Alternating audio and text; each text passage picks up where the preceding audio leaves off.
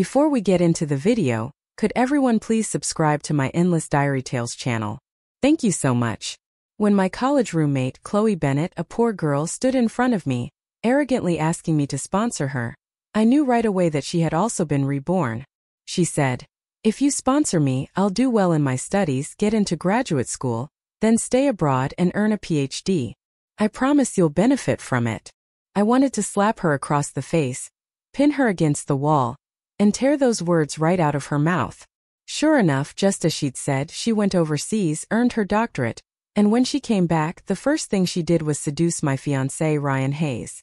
Together, they took over my family's company. My father died because of it. Then they staged a car accident to kill me. After I was reborn, was I supposed to enjoy their reflected glory? I'd rather be stuck to a lump of filth than be associated with someone like her. Chloe said, "Emily Carter, I know your family's rich, a riverside mansion and all. I'll give you a choice. You can choose to sponsor me." On the first day of college, Chloe stood in front of my bed in her cheap clothes, but her attitude was full of arrogance as she said those words. The moment I heard her, I knew she had been reborn too. In my previous life, I had felt sorry for Chloe. She was often hungry, poorly dressed, and constantly abused by her parents who favored her brothers over her. Out of pity, I sponsored her education. But my kindness not only went unrewarded, it destroyed me. After earning her PhD abroad, Chloe took the initiative to join my parents' company, claiming it was to repay their kindness.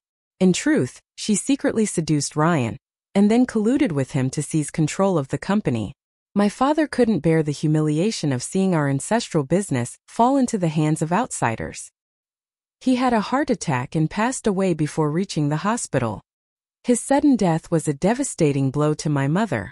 She became mentally unstable and not long after, she overdosed on sleeping pills. She died on the very day of my father's funeral. Chloe showed not a trace of remorse or sorrow. On the contrary, she laughed in my face and said, "Emily Carter, don't blame anyone but yourself. If you hadn't trusted Ryan and me, your family wouldn't have ended up like this." She linked arms with Ryan, smiling smugly. "Now look at you, penniless. Oh, and by the way, 10 months from now Ryan and I are getting married," she whispered into my ear, her tone dripping with satisfaction. "That day, I'll be wearing the wedding dress you love the most. Too bad you won't be around to see it. You and your family are doomed to die miserably." I clenched my teeth and stared at my parents' portraits on their tombstone. The hatred in my heart burned so fiercely I wanted to kill them both with my own hands. Chloe laughed more maniacally, her voice cold and cruel. "This is your fate." That day, as I drove away from the cemetery, I realized my brakes had suddenly failed. Remembering Chloe's words, I knew instantly it was her and Ryan's doing. I couldn't stop the car. A large truck crashed into me. The car was crushed, my body torn apart. When I opened my eyes again, I had returned to a month before, the time when I first agreed to sponsor Chloe. In this life, I would protect my family at all costs. I would make them pay blood for blood. "Why should I sponsor you?" I asked, struggling to hold back my anger. I didn't want to reveal that I too had been reborn. Otherwise, how could my revenge play out as planned? "If you sponsor me," Chloe repeated, full of pride, "I'll do well in my studies, get into graduate school, then stay abroad and become a PhD. I guarantee you'll benefit from it." She looked down on me as if my sponsoring her were some great honor. I sneered inwardly. Benefit? I'd rather be stuck to a pile of filth than be tied to someone like her. But I kept up an expression of surprise on the outside. "How do you know I'll become successful later?" "A person with real ability should of course have that kind of confidence," Chloe replied arrogantly. "Don't be hasty. Let me think about it first." "You want me to think about it?" she said, displeased. "Money isn't mine to give away. I have to talk to my parents about it first." I tried to find an excuse to bow out. "Don't keep me waiting too long," Chloe said impatiently. I smiled without answering. Chloe didn't pester me for long. Already in her mind, she had decided I would definitely sponsor her. After all, in my previous life, I had practically obliged myself to her. From the day I started sponsoring her, I never refused her anything she needed to eat, wear, or use. Gradually, she came to see my spending as a matter of course. She even used my money to put on a show of generosity and make connections with all kinds of friends. As a result, our classmates thought Chloe was magnanimous and a good person, while they labeled me as the stingy rich girl. Thinking about those past events, the anger I'd been holding back flared up violently. I forced myself to stay calm. She was about to get her comeuppance. A month later, I was studying in the library when Chloe suddenly stomped over to me in fury and demanded, "Emily Carter, when are you going to sponsor me? Don't you know you're putting me in an awkward position?" I gaped at her shameless face. What did she mean I'd put her in an awkward position if I didn't sponsor her? Whether I sponsor her or not is my decision, not an obligation. The classmates reading around us were stunned by her words. Before I could say anything, someone nearby jumped in to defend me. What nerve? Who thinks you're entitled? When did someone being sponsored get so arrogant? Unbelievable. The one who lives off others now wants to blame them. For the first time, I saw people whispering about a shameless person like her. Chloe's face turned ugly, her cheeks flushed. She accused me, saying I had once promised to sponsor her, but then hadn't followed through. Because of her, she'd given up applying for scholarships, thinking someone had already promised to help, and she didn't want to take a slot from a poorer student. But now it had been a month, and she hadn't received a single penny from me. Those green tea lines from Chloe shifted everyone's opinion of her. The unfriendly gazes quickly turned toward me. Chloe's eyes shone with smug satisfaction. She clearly believed she had me cornered. If that had happened in the past, it was even easier this time. Seeing the public mood begin to turn, she feigned pitifulness and said, "Emily, your family has a lot of money. Your monthly living expenses must be several $100,000. If you just sprinkle a little of that on us, poor students like us could have food and clothes and books to study with. Don't you have any kindness at all?" "Kindness?" I said calmly. "Kindness that rewards her wolfish heart?" I continued in a steady voice. "Yes, my family does have money, but money doesn't fall from the sky for anyone. Of course, I can sponsor poor students, but not every poor student. I need to understand their circumstances first. What if I end up sponsoring a wolf in sheep's clothing? Someone useless who becomes a social disaster. Isn't that a crime?" Chloe's expression immediately fell. She clearly understood the sting in my words. Our classmates around us also saw that what I said made sense. Chloe became flustered and raised her voice. "But you already agreed to sponsor me at the start. Now you say you need to investigate me. What's that about? 1 month of checking still isn't enough. Because of you, I gave up that valuable scholarship." If I remembered correctly, in my previous life, Chloe's scholarship application hadn't been approved. She never really had any advantage to begin with. Her poverty wasn't the result of the family's finances so much as the way her parents valued sons over daughters. The only reason she got to go to university was because her parents thought that with a degree, she could demand a bigger dowry when she married than her family could afford. They wanted her to spend as little as possible to get the diploma and then go back home to marry. I was the one who helped her escape that Sunfing household. And in the end, she destroyed my entire family. I never promised to sponsor you, and I never told you to give up applying for scholarships. I emphasized each word, my voice full of anger. You agreed with me on the first day of term. Don't try to argue that now. I was too lazy to say more to her. I simply played the recording of our conversation that day. Our recording rang out clearly in the quiet library. Everyone could hear it. I had only said I'd consider sponsoring her. I never said I would definitely sponsor her. Again, there were whispers and murmurs. "She's so presumptuous," someone said. "How can she assume Emily Carter will definitely sponsor her?" "Right. She said she'd consider, not definitely," another voice added. Now she gave up the scholarship and dares to blame Emily. From the way Chloe demanded that I sponsor her, it sounded like my sponsoring her would be a blessing from a lineage of ancestors. What a nerve! How arrogant! Chloe's face flushed with shame. She probably hadn't expected I'd kept a recording. Ridiculous. In my past life she hurt me so badly. How could I not be more careful this time? She glared at me and said, "Emily Carter, if you don't want to sponsor me, just say so. Why make me lose face?" Now I finally understood. The rich can be stingier than the poor. No wonder they're so wealthy. How someone becomes rich is their choice. Our classmates all stood up for me. You're poor, so you're justified. Why not blame your parents for not doing better instead of blaming a wealthy person? They scoffed. What kind of twisted logic is that? All those years of schooling wasted on you. Chloe realized she couldn't talk back and, amid everyone's criticism, stormed off angrily. I thought she'd lay low for a while, but to my surprise, just after she left the library, I saw her waiting near the door. Chloe forced me aside and demanded, "Emily Carter, you could have at least said yes. In the end, did you sponsor me or not?" I was genuinely baffled by how shameless her face had become. Thinking it over, perhaps it was the achievements of her previous life. She stole my fiancé, took my family's assets, and that made her think she could treat me like dirt. "Are you going to sponsor me or not?" she insisted. "Don't be like that. What right do you have not to sponsor me?" I was tired of arguing with her. In this life, besides taking revenge on those lecherous men and women who did wrong, I also had to study hard. In my previous life, I trusted the sweet words of that man who said he would help me manage the company later, that when we had children, one would carry my family name to inherit, and that I wouldn't have to try, just be a pretty wife who spent money freely. Combined with my kindness, I sponsored Chloe, thinking she'd repay me by working for me later. As a result, during university, I let my studies slide. And when my family really fell apart, I lacked the ability to turn things around. Having been given a second chance, I absolutely would not repeat the same mistakes.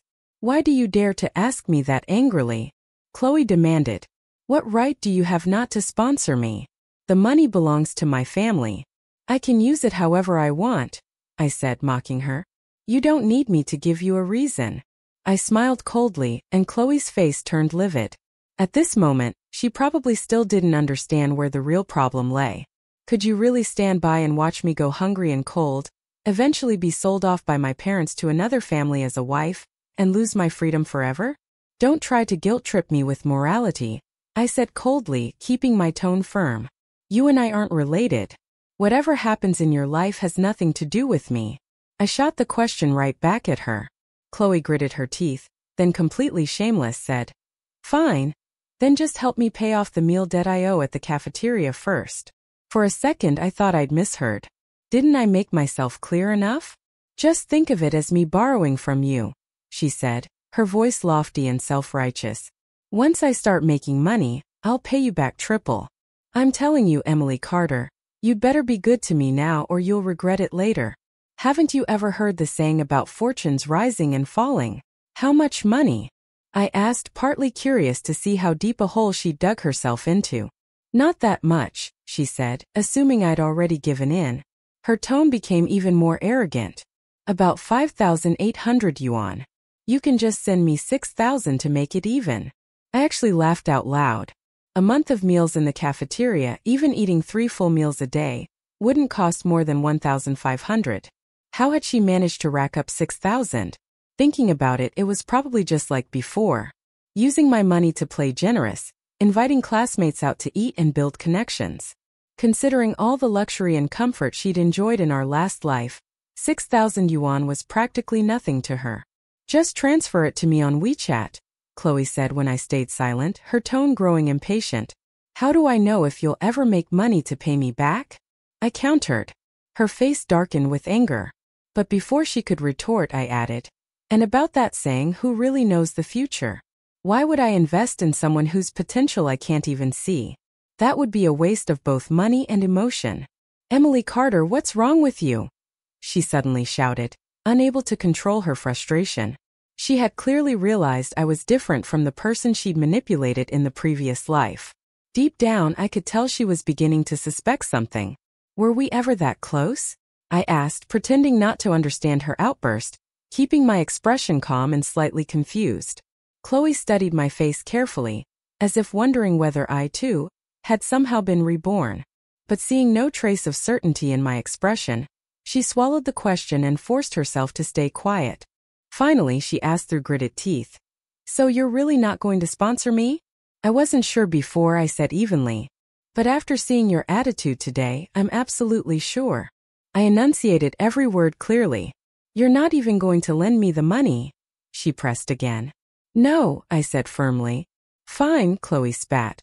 "Emily Carter, I hope you won't regret this." She turned and stormed off, watching her angry figure disappear. I couldn't help but feel a small wave of satisfaction. Of course, this was far from enough. The real retribution she deserved was still ahead. But for now, that 6,000 yuan debt would be enough to teach her a lesson. After that, Chloe stopped talking to me. Worse, she started isolating me along with the other roommates, spreading rumors everywhere that I was an arrogant rich girl who looked down on ordinary students. I didn't bother defending myself.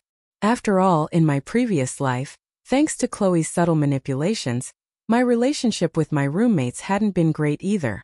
This time, I saw no reason to waste my warmth on people who'd already turned cold toward me. Studying was far more important. On the afternoon of the National Day holiday, I saw Ryan Hayes at the school gate. Ryan was 3 years older than me, a senior interning at his family's company. He'd come to pick me up in a black Panamera. From a distance, I noticed Chloe Bennett standing in front of him, trying to act shy while chatting nonstop. Ryan looked indifferent, which made sense. He wasn't the type to give just anyone his attention. In our past life, the only reason he noticed Chloe at all was because she carried herself with a certain fake air of grace and poise. She only got Ryan Hayes' attention before because she put on an air of elegance. Now, why would Ryan be interested in a poor student? I walked past without making a sound. The moment Ryan saw me, he immediately left Chloe's side and greeted me, slipping his arm around my waist in an intimate, gentle way. I felt sick to my stomach, but I held it in. I could clearly see Chloe's eyes burning with jealousy and fury. "Why are you here?" I asked Ryan on purpose, acting familiar. Ryan didn't hide his affection for me. "My mother told me to invite you over for dinner tonight," he said. "She said it's been a while since she saw you and she misses you." I hooked my arm through his and the two of us left together, feeling an intensely hostile, murderous stare on our backs. I thought back to that year after Chloe and Ryan confirmed their relationship. Chloe strutted in front of me with unbearable arrogance. Of course, she couldn't stand Ryan treating me well now. I pretended not to notice and slid into the passenger seat of Ryan's car. "Is university hard?" Ryan asked as he drove. "It's fine," I replied. "Don't exhaust yourself. I'd worry about you." Ryan took my hand and held it tightly. "I only want you to be carefree and happy. If anything happens later, I'll take care of it. I'll be your firm support. Lean on me." In my past life, I was blinded by Ryan's honeyed words like this, thinking he was sincere. When he told me not to work too hard in college to enjoy youth, I truly indulged myself for 4 years. When he said working was boring and full of deceit and backstabbing that didn't suit me, I really didn't join the company. Now, hearing these disgusting lines, I hated him so much I wanted to tear his mouth apart. At that moment, I could no longer bear it and pulled my hand away from his. Ryan frowned, surprised by my clear refusal. "Driving with one hand isn't safe," I warned. Ryan laughed it off and said he was wrong and would be more careful next time. I smiled and pretended not to care, picked up my phone, checked it and sent a message. The next moment my phone rang. I hurried to answer. "Hello. Yes. What is it?" "I'll be home right away." I turned to Ryan and said, "Sorry, Ryan. Could you drop me off at home before 3? My mother's blood pressure is up and she's feeling unwell. I want to go home and keep her company." I saw Ryan's expression turn plainly ugly. If I remember correctly, if I had gone to Ryan's house the day before, I never would have come back. I don't want to dig into the past, whether I was drugged or enchanted by Ryan. The fact remains that on that day, he and I became intimate. And the next day when that happened, the Hayes Corporation's product line took a hit. After that, I invested in them to help them through difficulties. In this life, how could I allow him to carry out his schemes? Ryan protested. "But Mom prepared a table full of your favorite dishes and even cooked sweet and sour ribs herself." I remained firm. "Tell your aunt I can't make it next time. I'll come apologize in person next time." Ryan wanted to say more. He obviously thought a dinner his mother prepared mattered more than my mother's health. But before he could manipulate me emotionally, I stopped him. The words he wanted to say died on his lips, but I could feel his displeasure clearly. How on earth did I once think Ryan was the best person in the world to me? Perhaps it was because I used to obediently follow him. The National Day holiday passed quickly, and during that time Ryan kept asking me to come to his house. I found every excuse to refuse. Of course, I wouldn't give him another chance to harm me, nor would I rip off his mask just yet. They both deserve their comeuppance. It's just that the timing hasn't come yet. After the holiday, when we returned to campus, just as I reached the dorm entrance, I heard Chloe gloating. Emily Carter must think she's the only rich person in the world. What a joke. I found someone richer than her to sponsor me now. Come on, Emily Carter is right outside the door. One of her roommates warned her. Chloe glanced at me with utter contempt and deliberately sneered. It's not even her money. It's her parents' money. Who knows what could happen in the future? Maybe one day she'll be poor too. I pretended not to hear and calmly went back to my bed, though I was a little surprised who was sponsoring Chloe now. Most rich people would rather donate charitably than sponsor a college student. Charity is easier to show off with.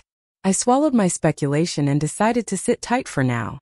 Chloe came up to me smug and said, "So, you think you won't sponsor me? Then nobody else will sponsor me either. Aren't you embarrassed, Emily Carter?" I didn't reply.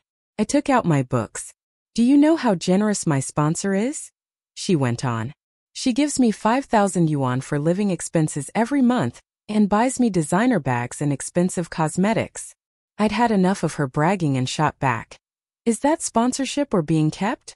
Chloe was mortified by my taunt. Even though the other roommates usually sided with her after hearing me, they seemed to think the second possibility was more plausible. After all, what sponsor is that lavish? Is she burning money? Who do you think I'd be so cheap with? Chloe snapped. "My sponsor is an old woman. The most she has is money." I feigned indifference. "Please don't bother me while I'm studying." "Studying?" Chloe sneered mockingly. "Everyone knows someone like you got into our school because your father donated a building." I pretended not to believe the rumor. In the past life, such gossip spread everywhere. And because my university record in college hadn't been stellar, people accepted it as truth. "Emily Carter, stop pretending. Wait until finals and you will return to your true form," Chloe said as she walked away, then called to the other roommates. "Come on, let's go eat." "It's on me." Chloe played the role of the generous beauty who, despite a poor background, always thought of us so caring. The three noisy girls left, and I smiled coldly to myself. I wanted to see who would be slapped in the face after the exam results. The first final exam of freshman year, I topped the class and won the university scholarship, directly delivering a heavy blow to Chloe. She could hardly believe the scholarship had been taken by me. On the first day of the second semester, Chloe smeared my name on the school confession page. Some people are born in Rome. They don't need to try and can still top the class and steal scholarships from poor students. Eye-opening. Those words caused a huge stir across campus. I was viciously insulted by classmates who pointed at me when I walked down the hall. Chloe was smug, saying, "Emily Carter, what goes around comes around. You think you use connections to get ahead? One day you'll pay for it." Yes, that retribution was coming soon. I felt it deep down because of Chloe's rumors. Besides damaging my reputation, they directly affected my advisor, teachers, and even the university administration, who were misunderstood as having accepted favors from my father. The school immediately treated the issue seriously and launched a thorough investigation. Of course, it was all just a rumor. The university later released the truth publicly and heavily punished Chloe Bennett for maliciously spreading false information. She was given a major disciplinary mark and forced to write a self-criticism essay, which was pinned on the university's homepage. That was the real public slap in the face. Of course, that alone wasn't enough. Chloe had always been shameless. But the major disciplinary record was serious. It would directly affect her eligibility for graduate school recommendations or even taking the entrance exam. That alone drove her mad with rage. To her, not being able to attend graduate school was a disaster. After all, she had always planned to study abroad after that, then return to work with Ryan Hayes and steal my family's company together. I truly couldn't tell whether it was her past success that made Chloe so arrogant, or if she was simply stupid beyond redemption. We were already enemies at this point. What made her think she'd still be able to enter my family's company and work with Ryan from the inside? Of course, pursuing graduate school and studying abroad had always been her only way out of that oppressive household, her only chance to change her fate. Losing it meant losing her entire future, and she couldn't accept that. Her classmates started whispering about her. Now wherever she went, people pointed fingers. Some people are so malicious they can't stand to see others do well. She failed to rank first, so she accused someone else of cheating. And with no proof at all, she even spread rumors on the confession page. Why hasn't the school expelled her yet? I heard she's being kept. Another student murmured. They say it's called sponsorship, but in reality, she found herself a sugar daddy. No wonder she suddenly has money and acts so arrogantly. Even her roommates began distancing themselves. Over time, of course, they started to see what kind of person Chloe really was. The gossip and isolation broke her down for days. I thought maybe Chloe would finally learn her lesson. But less than a week later, she was back to her old self, acting like nothing had happened. I couldn't believe how utterly heartless and shameless she was. Still, I stayed quiet and kept observing. Soon after, I noticed Chloe had started obsessively studying English. She secretly registered for the IELTS and TOEFL exams. The moment I saw that, I knew what she was planning. She was preparing to go abroad. She wasn't aiming for graduate school anymore. She wanted to skip straight to studying overseas. But who on earth had given her the confidence and the funds to make that happen? Could it really be him? One day during the second semester of my sophomore year, Chloe suddenly brought back piles of snacks and expensive food to the dorm to celebrate. The two roommates who had been avoiding her quickly warmed up again, sweetened by her treats. I overheard them chatting. Chloe, when you go abroad and become successful, don't forget about us. Okay? Yeah, another laughed. We're your best friends, remember? I really admire you. Still in college and already going overseas to study. You're so lucky to have met someone so kind. Chloe basked in their flattery, smirking proudly. It's not about meeting someone kind, she said with satisfaction. It's because I'm talented. Who else could pass the official qualification exam for studying abroad after just 6 months of preparation? She couldn't have done it, could she? She said, clearly referring to me. I didn't respond. After a year and a half of enduring her constant petty provocations, I'd gotten used to it. Of course, that didn't mean I ignored her completely. Every time she tried to humiliate me, she ended up being the one slapped in the face instead. You'd think after being humiliated so many times, Chloe Bennet would learn her lesson. But no. After living 2 lives, her shamelessness was still unmatched. Emily Carter, you're so smart. Always at the top of the class. Why don't you go study abroad? She asked in that deliberately sweet but mocking tone. I don't need to, I replied calmly. Don't need to? Or are you afraid you'll fail the exams? She prodded, her voice dripping with false innocence, hoping to get a rise out of me. I don't owe you an explanation, I said flatly. Chloe's face flushed red with embarrassment, unable to respond. One of her roommates quickly jumped in to console her. Come on, Chloe. Don't be upset. She's just jealous. She's been like this since freshman year. Rich people don't want to see others succeed. Another chimed in. Yeah, Chloe. One day you'll be more successful than her. We'll all be waiting for the day you make it big. Chloe smiled again, instantly cheered up by their empty flattery. Of course, she said proudly. Someday I'll be the wife of the richest man alive. The wife of the richest man, I thought with amusement. She must have been talking about Ryan Hayes. Her words confirmed exactly what I'd suspected. Don't worry, she continued smugly. When I make it, I'll make sure all of you get rich too. We'll share the wealth. Her tone was so grand and self-satisfied that I couldn't help but laugh quietly to myself. If she really managed to study abroad smoothly and achieve success, then my second chance at life would have been for nothing. I wanted her to feel what it was like to fall from heaven straight into hell. Right. She thought she was about to reach the top. The next day, Chloe invited her 2 roommates out for lunch. As the 3 of them stepped out of the dorm building, a sharp, furious scream pierced the air. You think you can run away, don't you? It was lunchtime and the courtyard was full of students. Everyone turned to look. Chloe froze. Standing there were her father, her mother, and her younger brother. Mom, Dad, why are you here? She stammered, terrified. Why are we here? Her mother snapped. You were planning to sneak out of the country, weren't you? Her mother marched straight up, grabbed a fistful of Chloe's hair and yanked hard. The 2 roommates recoiled in horror, backing away from the scene. Chloe screamed and cried, her face twisted in pain, completely losing her usual pretense of elegance. The students nearby whispered among themselves. I stood in the crowd too, quietly watching. "Mom, let go of me," Chloe wailed. "What's wrong? You go to college and now you think you're grown. You want to study abroad so you never have to come home again? Is that it?" Her mother shouted, shaking her. "We raised you, fed you, and this is how you repay us, you ungrateful brat." "Mom, stop. You're hurting me. Please stop," Chloe cried hysterically, but her mother shoved her away roughly. Chloe stumbled back several steps, her hair a tangled mess, looking utterly pitiful. Around us more whispers rose. "Isn't that Chloe Bennett, the one who said she was going to study abroad? What's happening?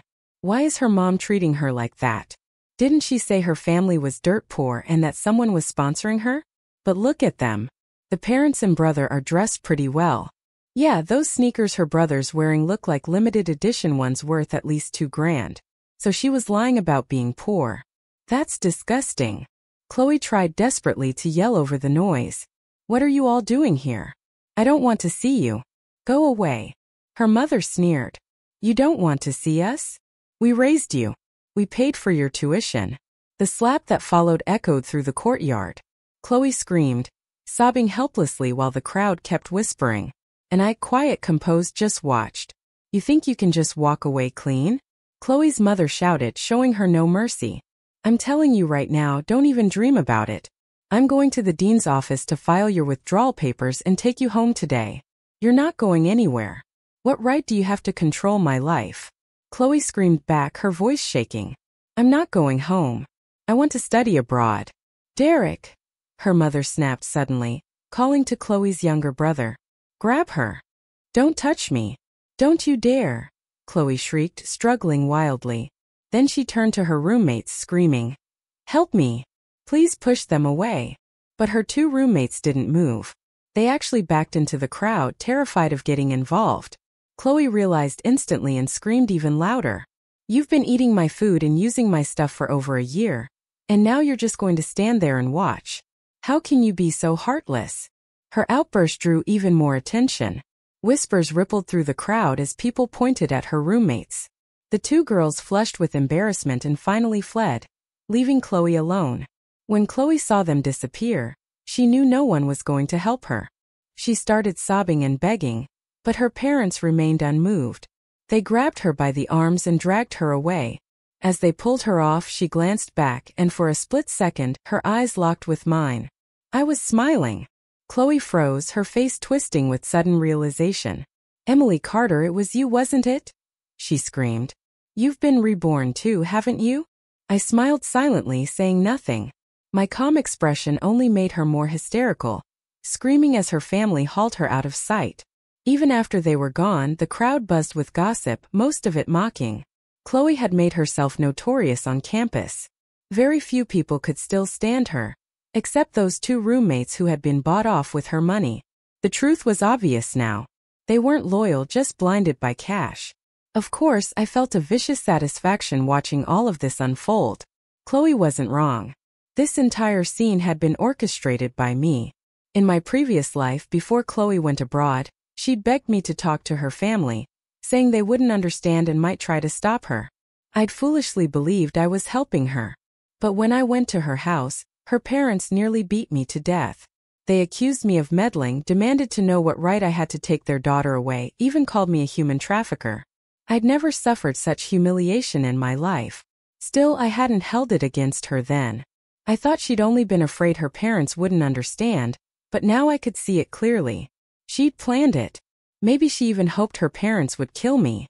After all, by then, Chloe had already met my parents. They treated her kindly.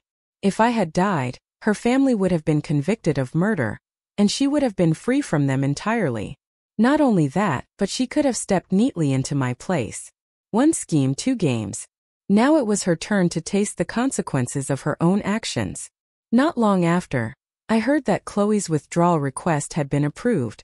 Since she already had a disciplinary record and had been bragging everywhere about studying abroad, the university didn't bother keeping her. They processed the withdrawal immediately. I quietly reached out to the overseas study agency, and learned that Chloe had also given up her chance to go abroad. That meant she was now completely under her parents' control, and most likely being prepared for marriage. Her life in this lifetime was already over, completely ruined. I couldn't help wondering how Ryan Hayes felt about all of this after investing so much time and effort into Chloe. Was he regretting it to death now? All her recent luxury and bravado had come from Ryan's money. As for why he let her hold something over him, well, that was a story I already knew all too well. It wasn't surprising that she managed to seduce him again. Everything Chloe Bennet had done in our previous life was even easier for her to repeat in this one. She already knew exactly what Ryan Hayes liked, how to appeal to him, and what kind of methods could make him completely unable to resist her. And now that she too had been reborn, all she had to do was tell Ryan the truth that she had lived through this once before and propose that they work together to take over my family's company and replace us as the wealthy elite. Ryan would absolutely believe her. Deep down, he had always wanted to seize my family's assets, and Chloe's ambitions fit perfectly with his own. They thought their plan was flawless without a single crack. What they didn't realize was that I had been watching their every move from the shadows. I knew every step they took, every deceit, every whispered word, every disgusting moment they spent in bed together. Thinking about it made my stomach turn. Back then, when Ryan and I were still together, he'd been all sweet words and tenderness to my face while secretly fooling around with Chloe behind my back. The memory still made me sick. Thank God heaven gave me a second chance. Now that I'd already destroyed Chloe, it was finally Ryan's turn. Anyone who'd hurt me, I wasn't letting a single one of them go. On my 20th birthday, half a year after Chloe had completely vanished from my life, Ryan said he wanted to throw me a private birthday party. For the past 2 years, I treated him with alternating warmth and coldness while he'd always maintained a show of passion toward me. Of course, that was just on the surface. Behind my back, he and Chloe had indulged themselves shamelessly. Back then, when he was intoxicated by his new love, he'd neglected me terribly. But now, with Chloe gone, it was as if he'd suddenly realized my worth. For the past 6 months, he had pursued me like a madman. I refused his offer for a private party, telling him that my parents were already preparing a birthday celebration for me. Ryan wasn't happy about it, but he still pretended to be considerate and agreed. That night, I put on a beautiful evening gown and received blessings from my family and friends. Ryan came dressed impeccably, looking polished and charming. Everyone around us whispered that we were a perfect match, a couple made in heaven. I played along, smiling sweetly, acting like the affectionate girlfriend. But deep down, I knew exactly what Ryan was planning. When it was time for the family's representative to give a birthday toast, my father took the stage.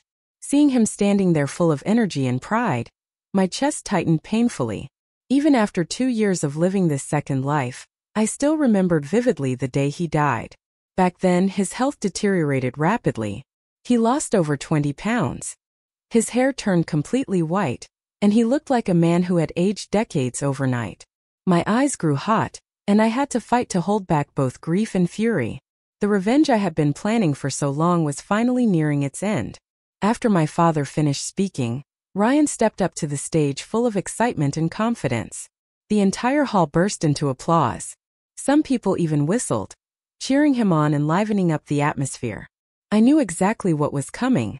Ryan was about to propose. For the last 2 years, my unpredictable attitude had made it impossible for him to manipulate me. And now he couldn't wait any longer. The Hayes Corporation had been bleeding money for 2 years. Its internal problems were growing worse, and its capital chain had long since snapped. Within a month, they would be forced to declare bankruptcy. Of course, they'd been covering it up carefully. Very few people knew the truth. To outsiders, Ryan still looked like the heir to a thriving company. And because of his relationship with me, most people assumed that if the Hayes family ever needed money, my family would help them. But in these 2 years, I had never once given Ryan an opening to ask my father for investment. So now, desperate and cornered, he was resorting to this extreme manipulative move. He was convinced that I wouldn't dare reject him in front of so many people. To put it plainly, his plan was simple. If I said yes, he'd use the engagement as an excuse to have his family formally approach mine for investment. His scheme was meticulous. But what he didn't expect was that his karma had finally arrived. Right there before all the guests, Ryan Hayes suddenly dropped to one knee and knelt in front of me. The crowd erupted in cheers. Everyone already knew he was about to propose. They'd even kept it secret to surprise me. Ryan said passionately, "Emily, from the moment you were born, we've known each other 25 years now.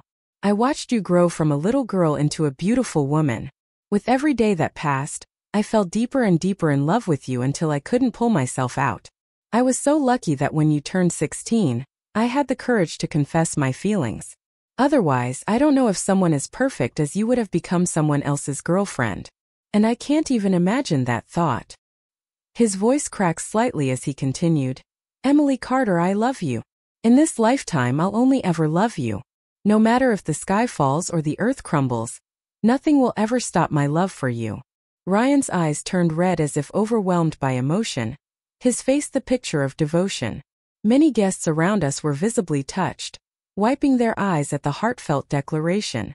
Then he said, "Emily, will you marry me? From this day forward, my world will belong only to you.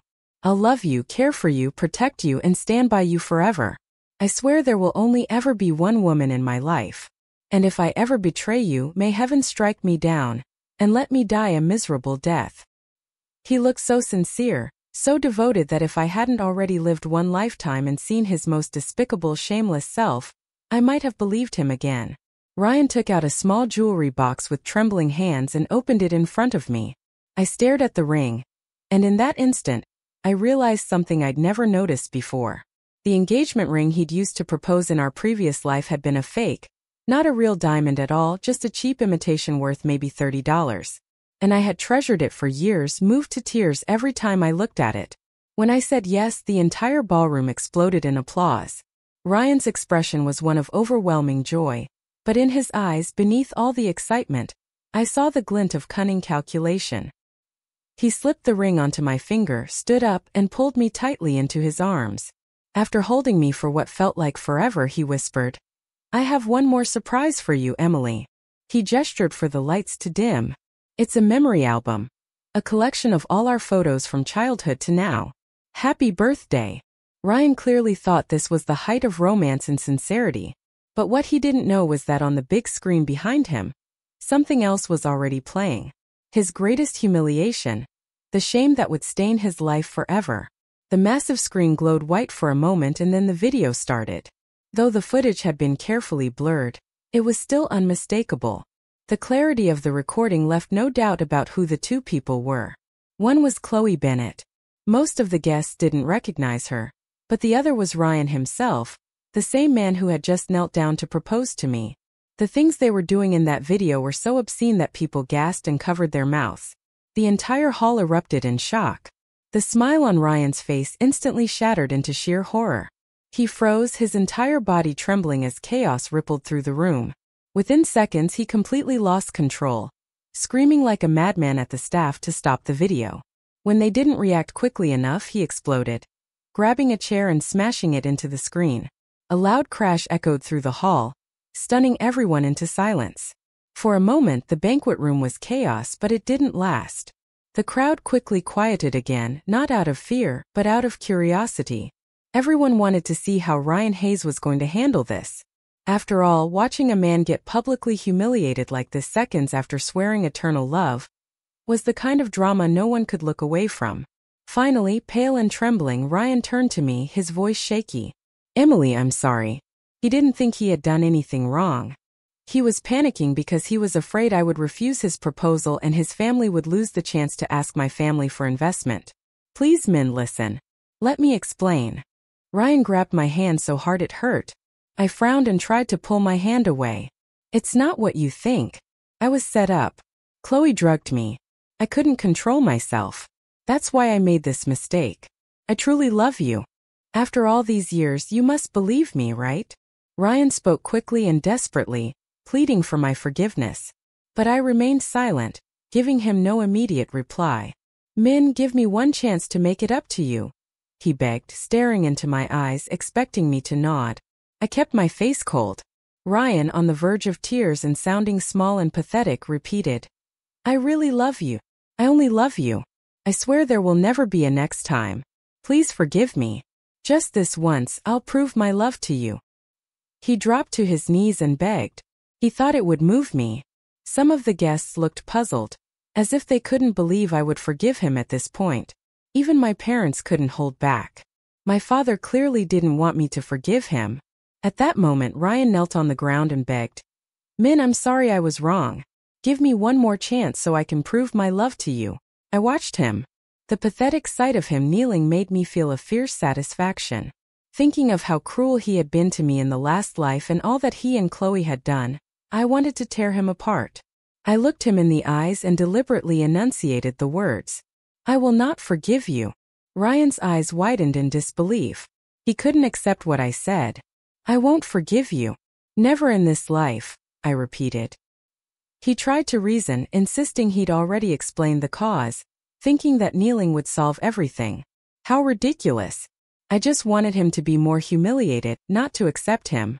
"Do you want me to make you prostrate and worship me too?" I asked coldly. Ryan lost control.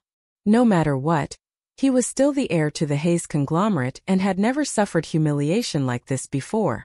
He probably thought that making him kneel was appropriate because he had wronged me, not because I intended to forgive him. I said flatly, "Kneeling doesn't mean I'll forgive you." Ryan trembled with anger and humiliation. It still wasn't enough. I took the diamond ring off his finger without hesitation and said bluntly, "If I'm not mistaken, this thing is a $30 trinket from a market, isn't it?" "Exposed." Ryan stammered after a long pause. "I paid 300,000 yuan for it." "Is that so? Then let's have it authenticated," I said. A friend of mine who is a professional gem appraiser and happened to be at the party, stepped up to the stage. She examined the stone under the light, her face filled with contempt as she announced it was a fake. "This isn't even a simulant. It's a low-level imitation. Have it tested if you want, but there's no saving it. This piece is worthless and would only blind your eyes." The hall erupted into murmurs. People couldn't believe it. Cheating with an affair is one thing. Men can be two-faced and still be understood within the bounds of human failing. But using a fake diamond worth 300,000 to pretend it's real and propose? That was on a whole different level of absurdity. He'd already claimed he was trapped and drugged, and now this. How could he expect anyone to take him seriously? "Was that fake ring another one of your little accidents too?" I asked quietly, my tone dripping with mockery. Ryan's face went pale, then red, then pale again. After a few seconds of silent panic, he tried to salvage his pride. "Emily, you have to understand me. I had my reasons for doing that. I didn't mean to deceive you. I swear I'll make it up to you someday with an even bigger diamond." "Okay. What reason?"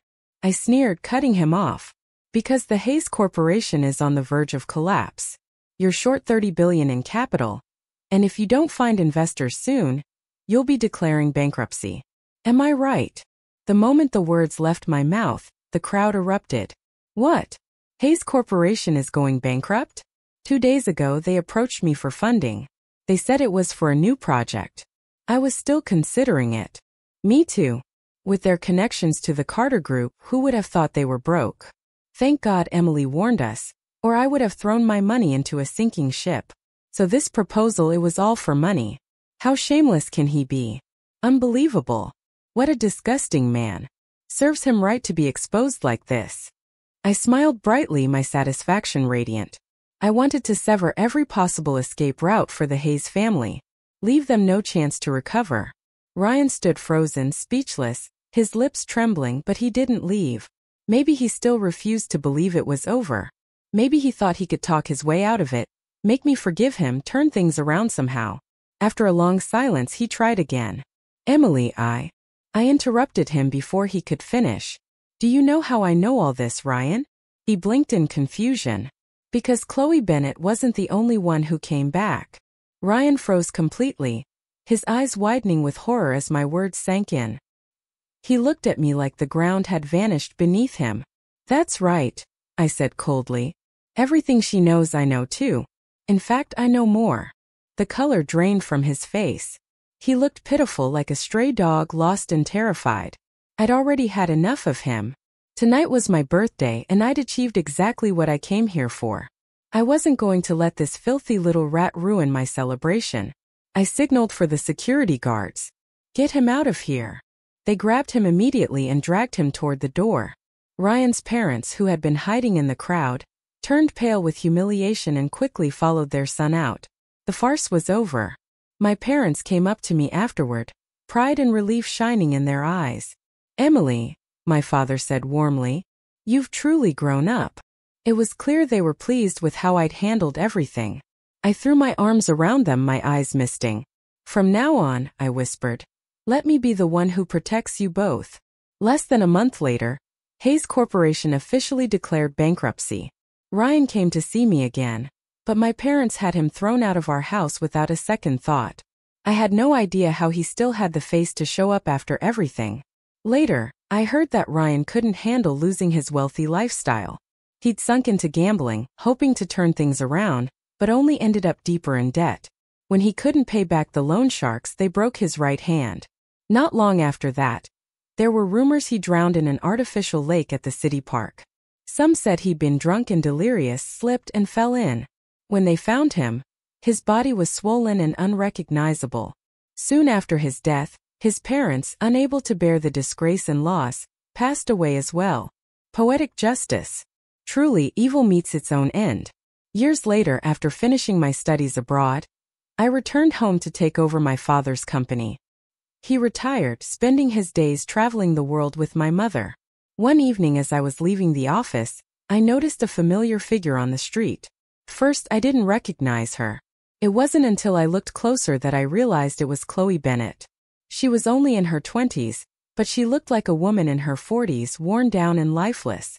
She had one child in her arms and another on her back, both toddlers.